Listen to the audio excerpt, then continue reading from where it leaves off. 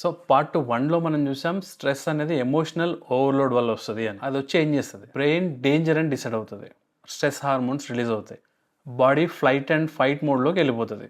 Stress అనేది బ్రెయిన్లో store అవ్వదు, డిఫరెంట్ బాడీ పార్ట్స్లో ఒక టెన్షన్ ప్యాటర్న్స్ క్రియేట్ అవుతాయి.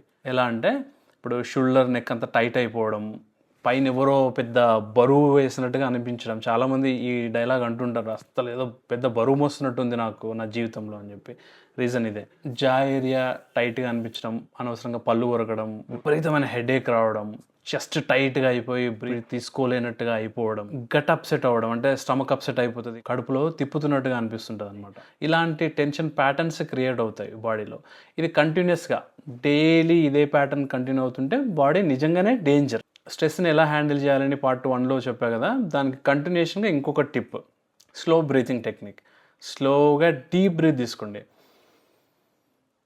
తర్వాత 1 more inhale, exhale from mouth. స్లోగా చేయండి ఇది.